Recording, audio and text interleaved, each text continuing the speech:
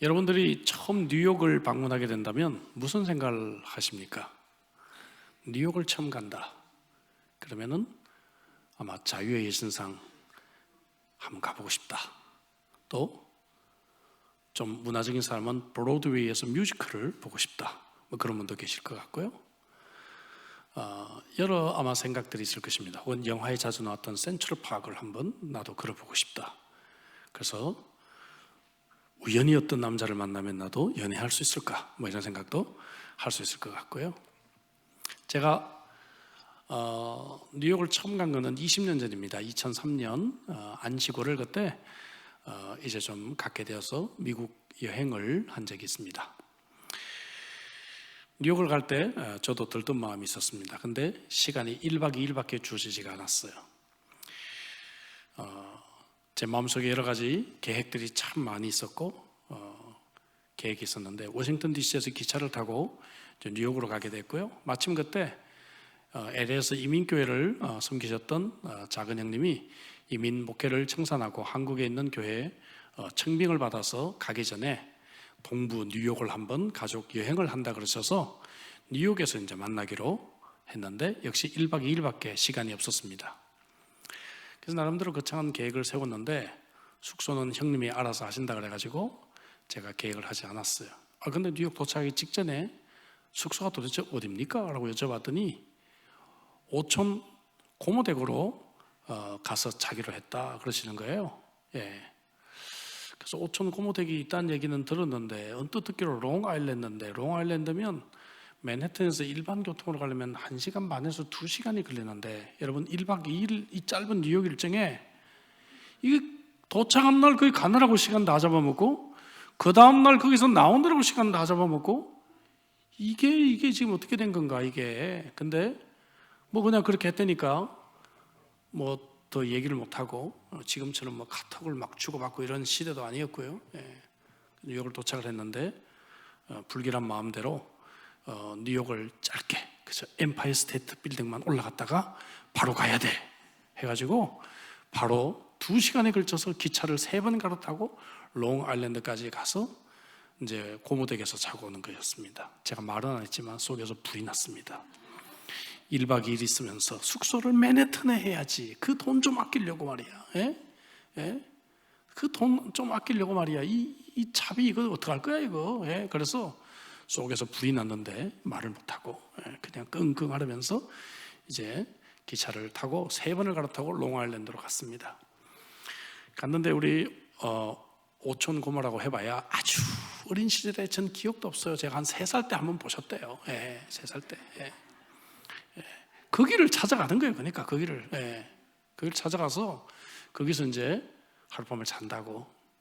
그래서 그런가 보다 하고 그냥 속에서 불이 났지만 억지로 참고 갔더니 이분들이 진수성찬 저녁을 준비해 놓고 있었어요. 진수성찬을 준비를 해놓고 자기들은 먹었다 그러시면서 뭐 먹기는 뭘 먹어요. 안 먹었는데 먹었다 그러면서 이 짧은 시간에 목사 2명이 오니까 이 얘기를 좀 들으려고 그냥 저희 옆에서 그 2분이 앉으셔가지고 뭐라도 한마디 들으려고 자꾸 물어보시는 거예요. 어떻게 목사가 되기로 결심했느냐 뭐 이런 얘기부터 시작해가지고 처음에는 뭐 형식적으로 몇 번 이렇게 대답을 하다가 제 눈이 귀에 가 있겠습니까? 음식이 눈에 가 있겠습니까? 그죠? 쟤는 배는 고파 죽겠지. 음식에만 눈이 가서 정신은 거기 있는데 자꾸 질문하시니까 뭐 그냥 형식적으로 몇 번 대답을 하다가 정신이 들었어요. 이거 아닌 것 같다 이거. 이분들이 너무 진지하게 질문을 자꾸 하시는 거예요. 그래서 돌아앉았습니다. 돌아앉아가지고 교회에 대한 얘기, 기독교에 대한 얘기를 하기 시작하다가 복음 제시를 했습니다. 복음 제시를 했는데 이분들이 결신 초청까지 응하셨어요. 그리고 결심을 하셨어요. 예수님을 믿겠다고. 할렐루야. 그러고 나니까 한 2시간 지났거든요. 처음에는 질문에 답해드리다가 한 1시간 갔고, 그죠? 음식은 이미 다 식어가지고 이미 이제 음식 밥 먹을 생각은 없어요. 여러분 아시잖아요. 이 식욕이 있을 때 먹어야지. 한 2시간 지나고 나면 그 저녁을 먹는 중 마는 중 하고 대충 씻고 너무 피곤해서 잠자리에 들었다가 그 다음날 아침에 일어났는데 그때 여행 중에는 제가 이 계획대로 큐티를 못하고 그냥 그때는 작은 성경, 요즘은 핸드폰 갖고 다니지만 그 당시 작은 성경책을 갖고 다니면서 화장실에서 잠깐 그날 주어지는 말씀을 가지고 묵상을 잠깐 아침에 했는데, 그때 이제 누가복음 15장 탕자의 비유를 묵상하게 됐어요. 그날 아침에 탕자의 비유를 묵상하는데, 여기 보니까 큰아들 고 있잖아요, 그죠? 그 큰아들 얘기가 이게 내 얘기 같은 거예요, 보니까. 예? 아니 지금 탕자가 지금 돌아오는데 기뻐하지는 않고, 그죠? 막 귀찮아하고 성가시게 생각하고, 예? 아버지의 재산 축낸거나 계산하고 있는 이 큰아들과 같은 제 모습이 자꾸만 이렇게 오버랩이 되기 시작하면서, 가만히 생각해 보니까 우리가 뉴욕을 간다 그랬을 때 어머님이 뉴욕에 오촌 고모가 있는데 예수를 안 믿으니까 가거든 꼭 복음을 전하고 오라는 얘기가 그제서야 생각이 나는 거예요. 그제서야 생각이 나고, 그리고 뭡니까?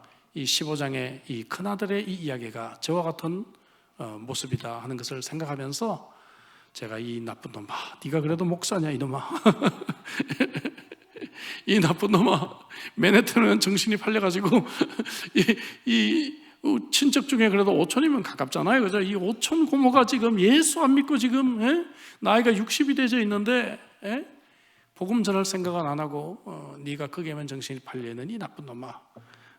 그리고 제가 참 이렇게 회개를 했던 그런 기억이 있습니다. 여러분, 존 스토트 목사님은 Our Guilty Silence, 원래 이제 번역을 하면 죄스러운 침묵 이렇게 번역할 수 있지만 한국말로는 전도하지 않는 죄 이렇게 번역을 했어요. 이 책에 오늘 이 그리스도인들에게 실감되지 않는 말이 무엇인가? 그것은 바로 뭡니까? 전도, 선교라고 하는 단어다. 이거는 그냥 특정한 사람들만이 하는 것이고, 나는 성격도 내성적이고 나는 말주변도 없고 나는 뭐 인간관계도 별로고, 내가 다니는 교회면 시험 봐도 저 사람 이런 생각 하고 있지 않느냐, 그런 이야기들을 했습니다. 그러나 존 스토트 목사님이 이런 얘기를 했어요. 양식 없이 죽어가는 사람을 보면서 내가 분명한 해결책이 있는데도 불구하고 침묵한다면 그것은 살인방조제다. 여러분 생각해 보세요. 여러분들이 지금 하버 브리지 위를 지나가고 있는데 어떤 사람이 자살하려고 지금 브리지 위를 올라가고 있단 말이에요, 그죠? 근데 그걸 보고 자기 결정 존중해줘야지 자기 인생 자기가 사는 거 하고 여러분들 외면하시겠습니까? 아니면은 여보게 젊은이, 나하고 좀 얘기 좀 하세요. 인생이 어려운가? 라고 여러분들이 그 자살을 어떻게든 좀 막아보려고 하시겠습니까? 똑같다는 것이죠. 우리가 정말 양식 없이 죽어가는 사람처럼 복음 없이 죽어가는 사람들을 볼 때 그런 마음이 있는가 하는 것입니다. 그런 마음이 있는가? 오늘 여러분들이 읽은 이 본문 열왕기하 7장 그 앞에 6장에 보면 어떤 내용인가 하면은 이스라엘과 사마리아 땅에 극심한 기근이 왔어요. 기근이 와서 먹을 것이 없어졌어요. 그런데 북쪽에 시리아가, 그 당시에 아람 군대라고 표현되어 있죠. 아람 군대가 쳐들어와서 사마리아 성을 포위하고 있습니다. 옛날 사극 보시면 성을 포위하면 성이 나중에 버티다가 결국 문 열고 나오죠. 굶어 죽으니까, 그죠? 물을 끊든지 음식을 끊든지 하잖아요.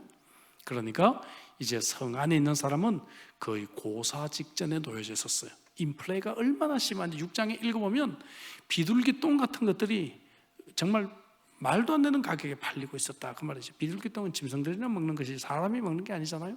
심지어 6장에 보면 아들까지 잡아먹었다. 아들까지. 네, 여러분, 이게 정말 몇 년 전까지만 해도 저 한국이랑 가까운 나라, 그죠? 어디라고는 제가 말을 못하죠. 좀 유튜브 방송이 되니까. 한국이랑 그 가까운 나라에서 실제적으로 이런 일이 있었다는 보고들이 확실하게 있단 말이죠. 아들까지 잡아먹는 이런 비참한 상황이 벌어지고 있었어요. 자, 근데 7장에 들어오니까 하나님이 엘리사를 통해서 예언을 주시는데 바겐세일이 일어날 것이다. 내일 바겐세일. 음식이 그냥 아주 그냥 옛날 가격 이하로 그냥 쫙 팔릴 것이다. 이런 굿 뉴스로 오늘 7장이 시작이 되고 있단 말이죠. 자, 근데 3절부터 어떤 이야기가 안에 끼어 들어가 있는가 하면 4명의 나병 환자에 대한 얘기가 삽입이 되어 있단 말이죠. 여러분 얘기하시죠? 이 4명의 나병 환자가요, 생각해 보니까 우리가 여기서 앉아서 굶어 죽느니 적군에게 가보자 하는 거예요. 적군에는 양식이 있으니까. 예? 그 적군이 우리를 죽이면 뭐 여기서 죽거나 거기서 죽거나 마찬가지고, 혹시라도 적군들이 우리를 살려주면 거기에는 양식이 있으니까 굶어 죽지 않지 않겠느냐. 그래서 우리 적군에 한번 가보자 라고 그들이 결단을 합니다. 가보니까 희한하게 적군들이 모두 퇴각을 해 있고 음식이 산더미처럼 쌓여져 있다는 거예요. 요즘 말로 말하면 뭡니까? 이 스팸 깡통이라든지, 그죠? 혹은 소세지라든지, 예? 뭐 김밥이라든지 이런 것들이 그냥 잔뜩 그곳에 있었다고 말이죠. 예. 그래서 이제 신나게 먹다가 정신을 차려요. 야, 이거 우리만 이거 배 터지게 먹고 설사할 것이 아니라 성 안에 지금 내 형제들, 내 가족들, 내 친구들이 있는데 저 사람들 지금 굶어 죽고 있지 않느냐? 그러니까 여기 음식이 이렇게 충분히 많이 있다는 이 기쁜 소식을, 성경에 아름다운 소식이라고 표현했죠. 이 기쁜 소식을 빨리 가서 알려주자라고 해서 그들이 이제 성에 간다는 얘기입니다. 그러면서 하는 얘기가, 만일 내일 아침까지 기다린다면 죄가 우리에게 미칠 것이다. 왜 그래요? 내일 아침까지 굶어 죽는 사람들이 생기잖아요. 그죠? 그러니까 그 죄가 우리에게 미칠 것이다. 자, 그 이야기가 오늘 본문의 줄거리에 대한 얘기죠. 자, 여러분, 물론 오늘 이야기는 육체적인 굶주림을 기초하고 있어요. 그러나 오늘 우리가 보면 육체적인 굶주림뿐만 아니라 영적인 기근과 영적인 굶주림으로 많은 사람들이 죽어가고 있다는 것이죠. 그래서 기독교는 늘 세상을 향해서 이 두 가지 사명을 같이 가져야 됩니다. 하나는 뭔가 하면은 사회봉사의 책임, social responsibility. 또 하나는 뭔가 하면은 복음 전도의 책임, 그죠? evangelism. 그래서 이 두 가지 이 기능을, 두 가지 사명을 똑같이 우리는 감당을 해야 된다는 것이죠. 영적으로 굶주린 사람들, 인생에서 방황하고 삶의 목표를 알지 못하고 죽어가는 이 사람들을 우리가 돕는 것이 기독교의 가장 본질이에요. 그럼에도 불구하고 지금 당장 죽어가는 사람에게 빵을 주지 않는 것도, 이것도 기독교의 본질과는 다르다는 것입니다. 예수님이 땅에 계실 때도 이 두 가지를 같이 하셨어요. 예수님이 계실 때 굶주린 군중을 불쌍히 여기시고 오병이어의 기적을 통해서 그들을 먹이셨어요. 그러나 동시에 주님은 내가 곧 생명의 떡이다 말씀하시면서 나를 믿는 자는 이 영적인 굶주림에서 해방될 것이다 라고 인생의 참된 의미를 가르쳐 주시고 그들을 구원받게 해주셨다는 것이죠. 나는 지금 여러분 이 생명의 떡을 가지고 있습니까? 아멘이십니까? 나는 지금 영적인 이 구원을 받는 이 길을 알고 있습니까? 아멘이시죠? 우리는 우리 인생의 가장 궁극적인 문제들에 대한 답을 가지고 있습니까? 우리는 가지고 있단 말이죠. 그런데도 불구하고 침묵하고, 그죠? 이것을 전하지 않는 것은, 그것은 바로 죄가 아니라고 말할 수가 없다 하는 것입니다. 오늘 본문에 나오는 4명의 나병 환자처럼 우리는 아름다운 소식을 전하는 자들이 되어야 된다는 것이죠. 특별히 오늘 우리 헌신예배를 드리는 전도위원회가 바로 이 일을 하도록 교회가 세워준 자들입니다. 어떻게 그러면 우리가 이런 아름다운 소식을 전하는 자가 될 수 있을 것인가? 3가지 우리가 각성이 필요하다는 것을 성경은 말해요. 첫째는 영적 상태에 대한 각성이 우리들에게 필요합니다. 자, 이 나병 환자들은 그대로 앉아있으면 죽는다, 자신의 상태를 알았어요, 몰랐어요? 알았단 말이죠. 이게 중요한 거예요. 이게 죽으면 죽으리라, 에스더처럼 죽을 각오하고 살 길을 그들이 찾았다는 것이죠. 위기의식을 인식했다는 것이에요. 나의 영적인 상태의 위기가 무엇이다, 우리 가정의 영적인 상태가 어떻다 하는 것을 깨닫는 것부터 여러분 모든 것들이 시작된다 하는 것이죠. 제가 이번 집회 출타를 통해서 또 다시 느낀 것은 뭔가 하면은 좋은 교회들을 좀 더 자주 방문해 봐야 되겠다, 좋은 목사님들하고 더 많이 교제해 봐야 되겠다. 배우니까요, 도전받으니까요. 내가 또 이런 걸 놓치고 있었구나, 내가 좀 더 이런 면에서 목회를 더 잘해야 되겠구나 하는 것을 배우고 도전하게 된다는 것이죠. 내가 어떤 사람인가, 내가 무엇을 하는 사람인가, 하나님이 나를 왜 이 시드니 땅에 보내주셨는가, 하나님이 왜 나를 이 가정에 시집을 보내셨는가, 하나님이 왜 나를 이 직장에 보내셨는가, 하나님이 왜 내가 이런 사람이랑 함께 다니도록 만드셨는가라고 하는 나의 이런 상태에 대한 각성이 우리들에게 필요하다 하는 것입니다. C.S. 루이스는 이런 말을 했어요. 우리 시대의 최대의 문제는 사람들이 구도의 정신을 상실했다는 것이다. 전도해야 된다는 상실을 잃어버렸다는 것이죠. 나의 영적인 위기를 깨닫지 못하고 거기서 빠져나오기 위해 진지하게 진리를 찾는 사람이 없다라고 그가 안타까워했습니다. 물론 명목상 크리스찬들은 많아요. 교회를 왔다 갔다 하죠. 그죠? 하지만 정말 은혜를 체험하지 못하고 구원의 감격이 없고 하나님의 말씀으로 인생이 뒤집어진 그러한 변화의 체험이 있는 사람들이 별로 없단 말이죠. 이런 사람이 어떻게 전도하겠어요? 내가 예수님을 만난 체험이 없고 하나님의 생명으로 변화된 체험이 없고 내가 그런 체험이 있다면 우리는 결코 침묵할 수가 없다는 것이죠. 그래서 내가 먼저 영적인 배고픔이 느껴져야 돼요. 수요일 날 한 번만 교회를 안 나와도 내가 지난주 수요일에 빠졌더니 내가 영적으로 배가 고프구나. 여러분, 이게 느껴져야 정상입니다. 아멘이십니까? 예, 내가 하루 이틀 기도 안 하면 뭔가가 영적으로 내가 갑갑하고 힘들어지는 것이 느껴져야 정상이다 그 말이죠. 그렇죠? 예. 저희가 한 15년 전에 아프리카 단기 선교를 우리 교회가 갔는데요, 케냐에서 사역을 먼저 하고 마다가스카르 이광성 목사님 있는 곳으로 왔어요. 케냐에서 사역을 했는데, 케냐에서 이 마사이 부족들 이제 우리 치과 사역도 하고 그들을 돕고 하니까 막 너무 감사하다고 음식을 대접하는데, 음식이 뭔가 하면은 염소를 또랑물 같은 데 넣어가지고 푹 삶아서 주는 거예요. 그들에게는 최고의 음식입니다. 최고의 음식이에요. 우리 뭐 흑염소 한국 가니까 많이 비싸대요. 그거 해가지고 뭐 팔잖아요. 그러니까 그들에게는 최고의 음식이에요. 근데 그걸 주는데 아무도 못 먹어. 아무도. 우리 젊은 사람들이 그거 먹겠어요? 그것도 이게 다 보이는데 이렇게, 그죠? 털까지 막 이렇게 제대로 이게 뽑지도 않고 해가지고 이게 보이는데 그게. 근데 제가 목사인데 어떻게 내가 먹어? 나는 먹어야지. 그죠? 그래가지고 이제 저는 그냥 열심히 먹었어요. 먹었는데 거기서 굶주렸다가 이제 마다가스카르 가니까 이광승 교사님이 한국 음식으로 착 진수성찬하게 차려놨어요. 여러분, 그 마다가스카르 같은 나라는 엄청 비싸요. 한국에서 갖고 간 음식 아끼다가 이제 꺼내놓은 거예요. 파송교회 교인들이 오니까. 그런데 이 사람들이 거지처럼 그냥 먹는 거예요. 그냥 거지처럼. 그죠? 배가 고프잖아요. 식욕이 있잖아요. 그죠? 배가 고프잖아요. 왜 우리가 영적인 일에 대해서는 이런 각성이 없느냐 하는 것이죠. 그죠? 왜 우리가 영적인 면에서도 이런 갈증이 있어야 된다. 갈증이. 그죠? 갈증이. 오늘 우리가 한번 생각해 보십시다. 내가 어떤 상태인가? 이 구원의 감격이 있는 사람인가? 그죠? 나는 정말 영적으로 배가 고픈 사람인가? 이 감격이 무뎌지면 그냥 처치면에 교회를 왔다 갔다 하는 거예요. 왔다 갔다 하고 그냥 은혜가 없이 왔다 갔다 하는 거죠. 외국의 유머입니다. 한국에도 뭐 많이 알려진 유머인데요, 앵무새 가게 얘기예요. 새 장 하나가 밖에 걸려 있는데 어떤 아가씨가 지나갔는데 이 앵무새가 자꾸 말을 해요. 아가씨 불러요. 그러니까 아가씨가 말하는 신기해서 쳐다보니까 아가씨 되게 못생겼네 이렇게 말하는 거예요. 앵무새가. 근데 여러분, 기분이 좋아요, 나빠요? 되게 기분 나쁘죠.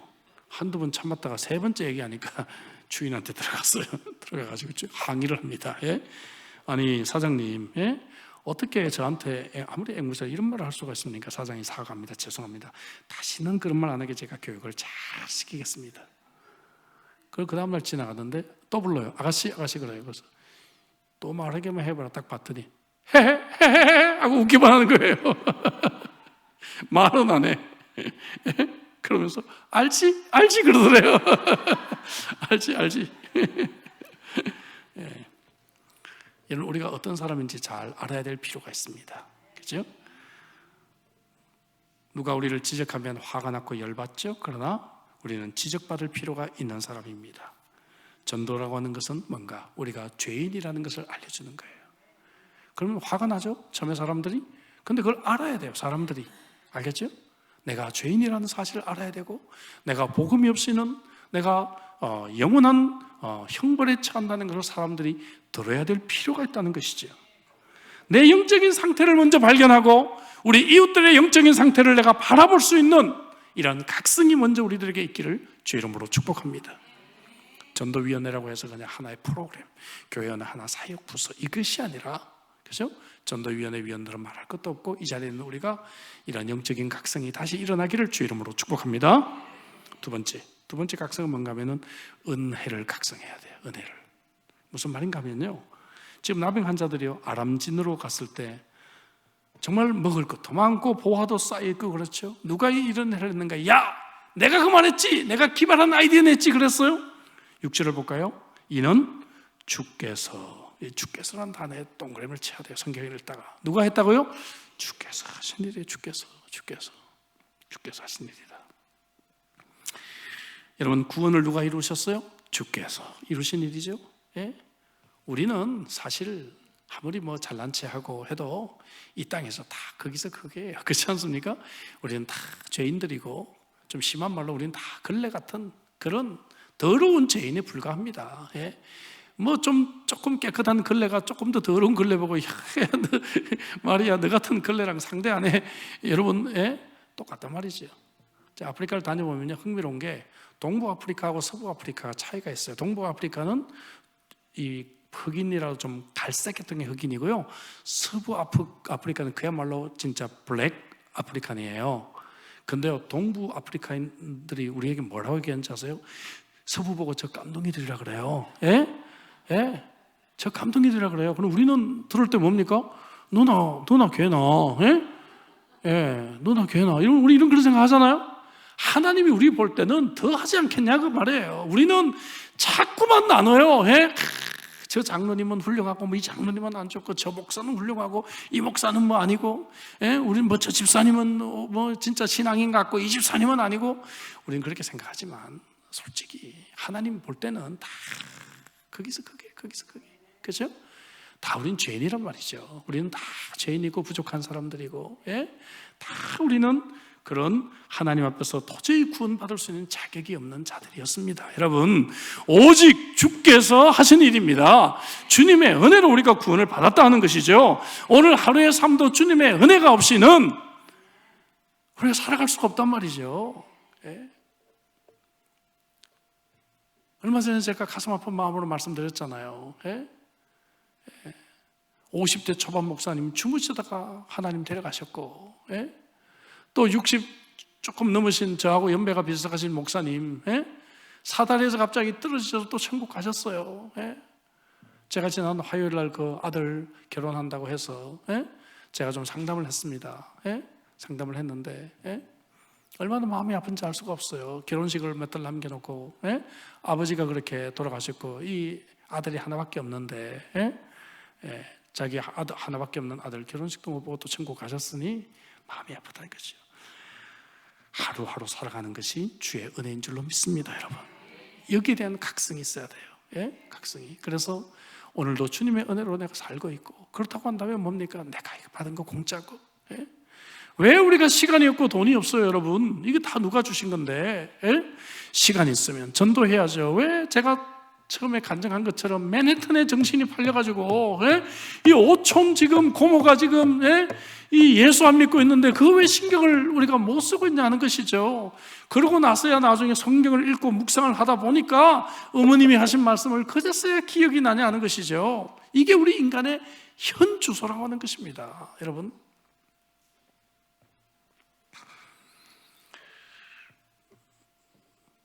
제가 왜 본문을 3절부터 읽지 않고 1절부터 읽었는가 하면 1절, 2절에 그 장관 얘기가 나오잖아요. 예? 이 장관이 뭐라고 얘기합니까? 엘리사가 내일 음식이 대박에 될 것입니다 라고 얘기했더니, 이 장관은 분명히 경제부 장관이었을 것 같아요. 이 장관은 똑똑한 사람이에요. 그러니까 뭡니까? 절대로 이런 일이 있을 수가 없습니다. 여호와께서 하늘에 창을 내신들 불가능한 일입니다. 자기는 계산 다 해봤잖아요. 있을 수 없는 일이거든. 근데 엘리사가 뭐라 그래요? 내가 내 눈으로 보리라. 그러나 그것을 먹지는 못하리라. 하나님의 은혜를 모르는 인생이 이와 같습니다, 여러분. 여러분 똑똑한 체 하지 마세요. 그죠? 예. 인생을 너무 계산하지 마세요. 예. 제가 간증했잖아요. 저는 계산력에 뛰어난 사람이에요. 저는 주산 1단을 했어요. 초등학교 5학년 때. 예? 저는 숫자가 한눈에 보이는 사람이에요. 예? 그런데 저는 목사가 되고 나서 한 5년 정도 지나고 난 뒤부터 계산하는 것을 저는 포기했습니다. 예. 왜 그런지 아세요? 이 계산해봐야 안 돼요. 안 되거든요. 예? 그러니까 계산 뭐 대충은 보이는 건 있죠. 보이는 건 그것도 제가 무계획적으로 살지는 않아요. 여러분 아시죠? 저는 계획적으로 살아요. 그러나 그것에 의지하지 않는다는 것이죠. 의지하지 않고 뭡니까? 하나님의 은혜가 주어지면 안 될 것도 되고, 그죠? 하나님의 은혜가 없으면 분명히 계산 다 해놨는데 이게 안 되더라고요, 보니까. 그러니까 여러분, 우리 하루하루의 삶이 하나님의 은혜라고 하는 이 각성이 우리들에게 필요하다는 것입니다. 10년 전에 제가 LA를 갔는데, 그때요, LA 사는 조카하고 이제 신랑과 함께 저희를 아웃렛에 데리고 갔어요. 아웃렛 아시죠? 공장, 팩토리 아웃렛. 그게 데리고 갔어요. 데리고 갔는데요, 와, 다른 데 쇼핑센터 가가지고는 그냥 기가 죽어가지고 우리가 그냥 이러고 다녔는데, 거기 가니까 눈이 떠지더라고요, 이렇게. 예? 우리 와이프가요, 10불짜리 티셔츠 3개를 사고 얼마나 좋아하는지, 예? 그걸 보고는요, 이 조카 내외가 눈물을 끌썽 하더라고요.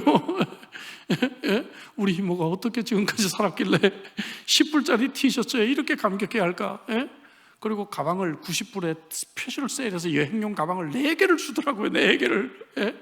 그래가지고 90불 주고 여행용 가방 4개를 사고요, 지금까지 전 지구를 끌고 다녔던 이 정말 지프가 고장나서 막 이게 꾸매기까지 한 이 가방을 과감하게 그 아울렛에 버렸습니다. 예.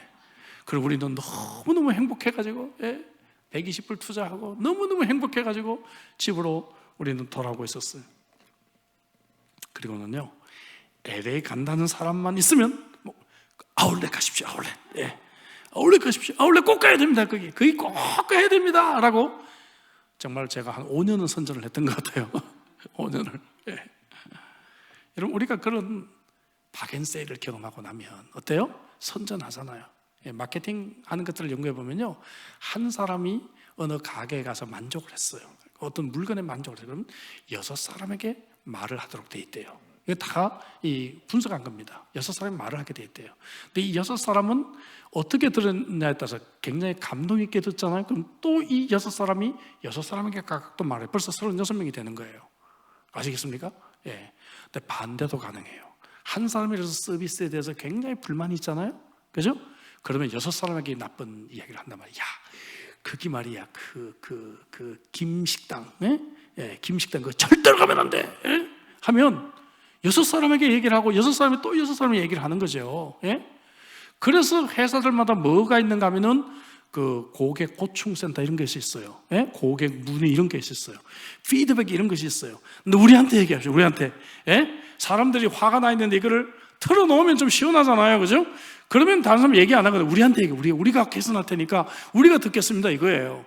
그래서 이 고객 고충반은 훈련을 합니다. 뭐 하는가 하면은 절대로 고객에게 정당방위 하지 말고 듣기만 해라. 이 훈련을 해요. 훈련. 듣기만 하라는 것이죠. 여러분, 여기 순장들도 계시고 교회 리더들도 계시는데 여러분 아셨죠? 성도들이 컴플레인 하면 그냥 잘 들어주세요. 그죠? 잘 들어주시면 돼요. 그냥. 자꾸만 그 김지사가 그 생각 잘못하는 거야 그러면은 그 다음부터 나한테 와서 얘기 안 해. 그죠?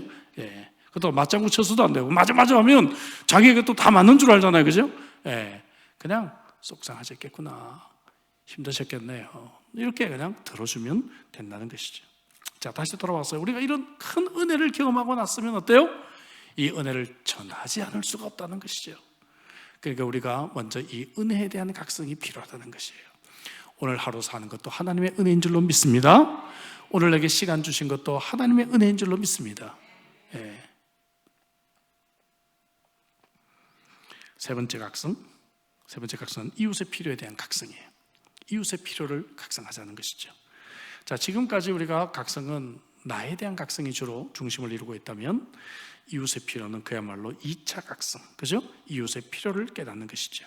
9절 말씀 아까 읽었습니다. 그죠? 이렇게 해서는 아니 되도다. 성에 굶주려 죽고 있는 사람들을 생각하게 됐다는 것이죠. 여러분, 이것은 뭡니까? 나라고 한 테두리를 벗어나는 거예요.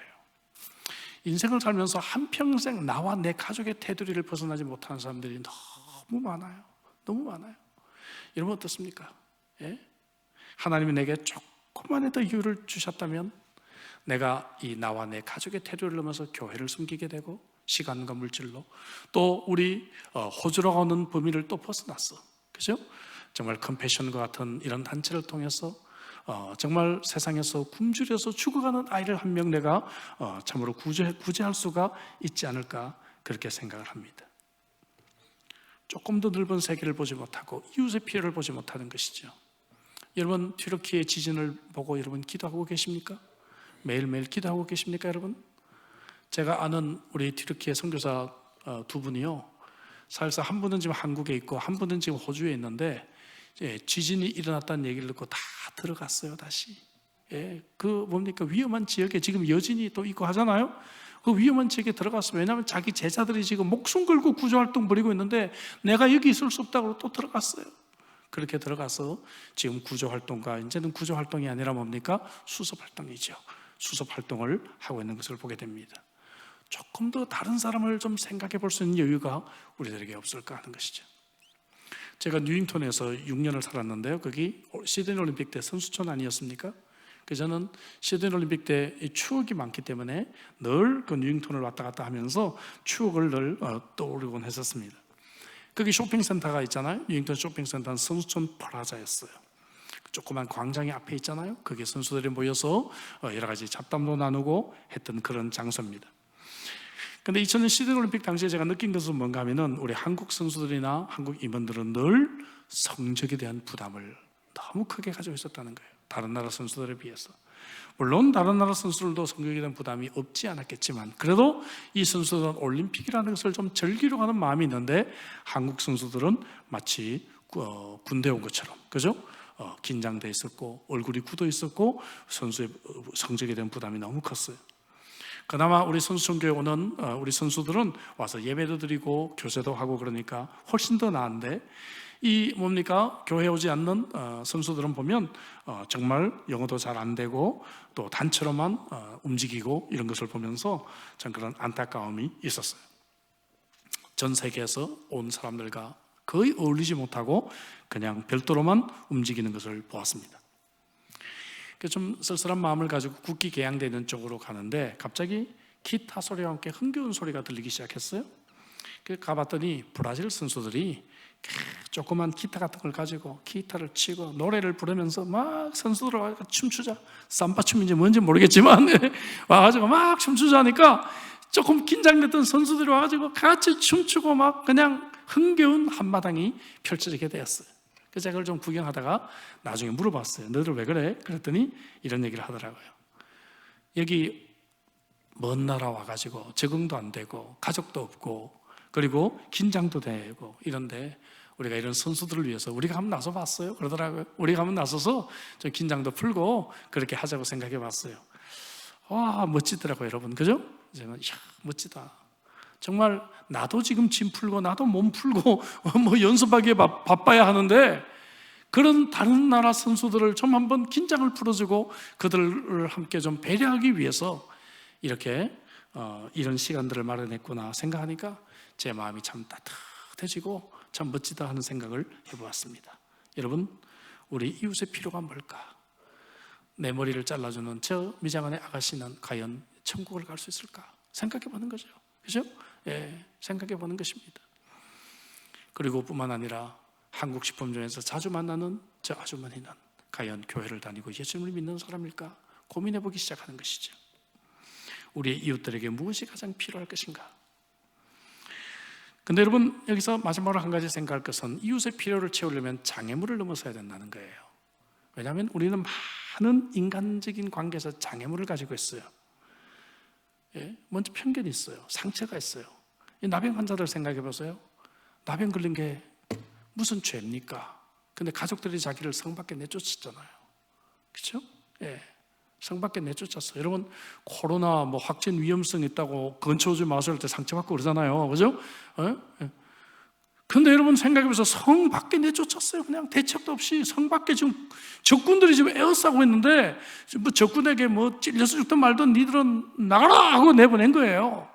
나를 쫓아냈던 그 사람들에게 내가 이 복음을 들고 가야 되는 것입니다. 여러분 생각해보세요. 그죠? 이게 쉬운 일이었을까? 얼마나 마음속에 상처가 있었고 편견이 있었겠어요. 예? 저놈들 내가 다시는 얼굴 안 보려고 했는데 뭐 그런 거 있잖아요. 이미 나가지고 말이야 내가 같이 청소하다가 그때 그랬죠? 뭡니까 서로 대판 싸고 내가 네 얼굴 내가 눈에 흙이 들어가기 전에 보나 하고 갈랐었는데 아니 전도 대상자 찾다 보니까 내가 아는 사람이 자꾸 그 사람이 떠오르는 거예요. 예? 이거 어떡하지? 이거 어떡하지? 예? 예.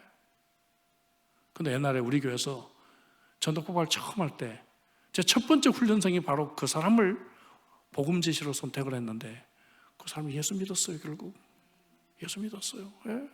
예수 믿었습니다. 왜냐하면 자기도 큰 죄책감이 있었는데 예?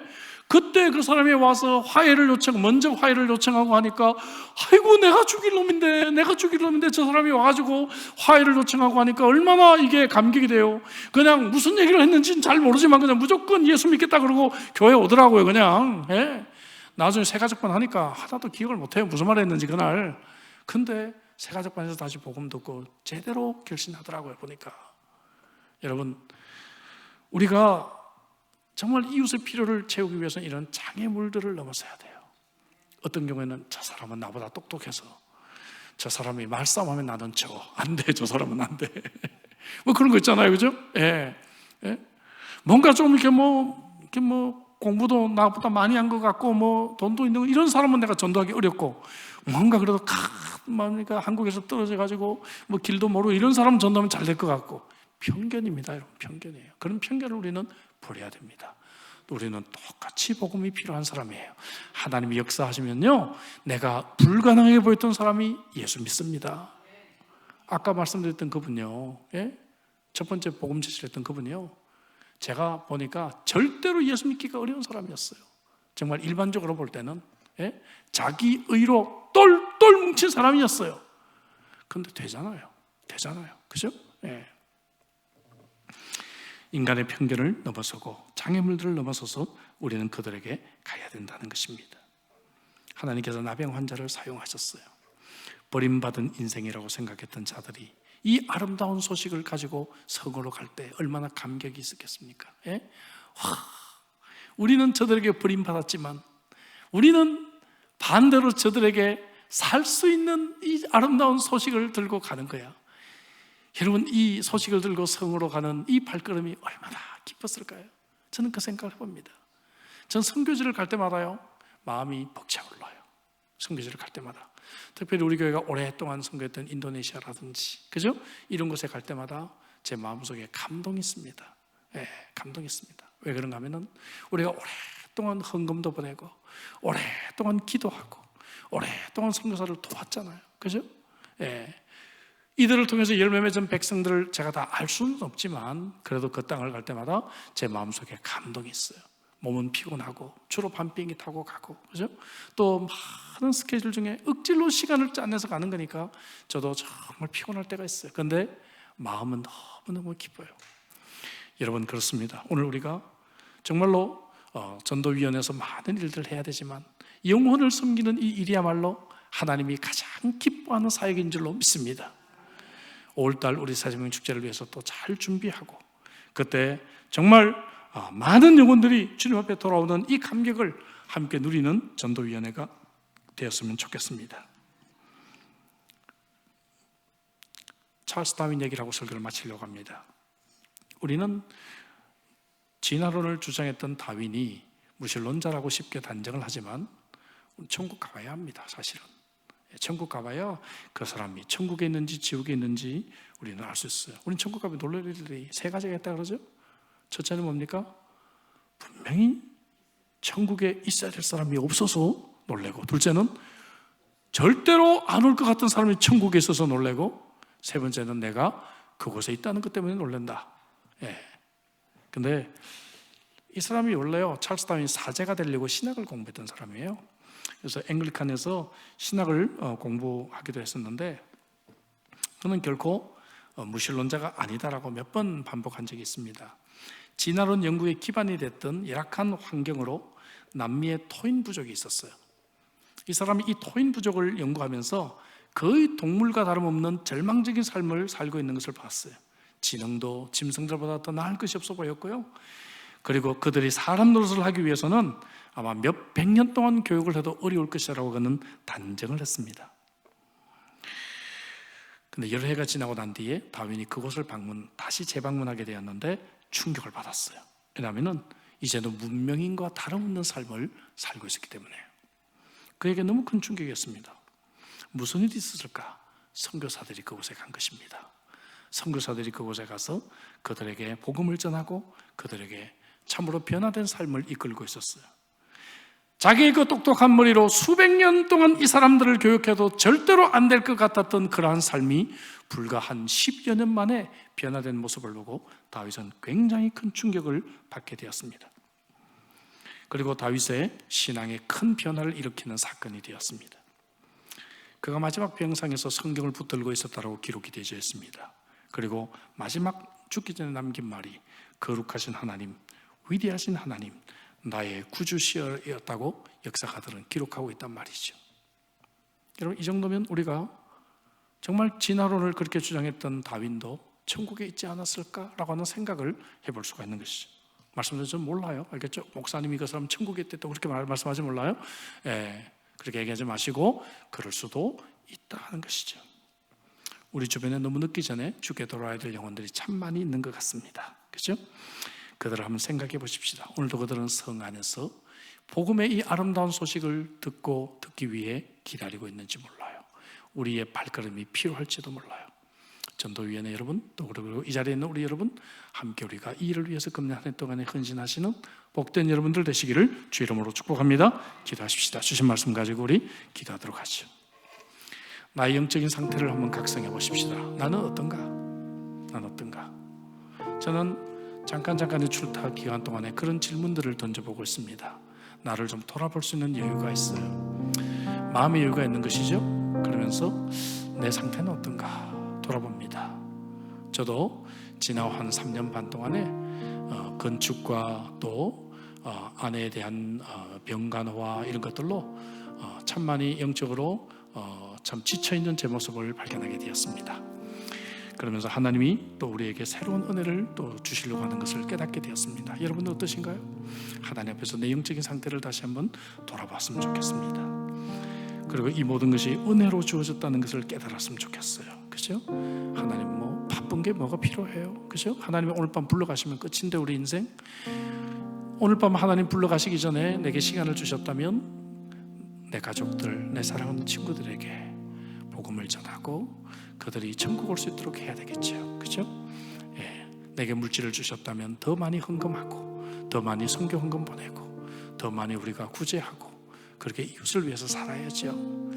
그리고 우리가 이웃들이 필요하다면 그들의 필요를 각성하고 그들을 주님께 인도하는 사람으로 우리가 살아야 되겠죠. 주신 말씀 가지고 하나님, 내가 이 나병 환자 같은 각성 있게 하시고 아름다운 소식을 전하는 발걸음을 살게 해주세요. 그렇지 않으면 통성으로 한번 기도하시겠습니다.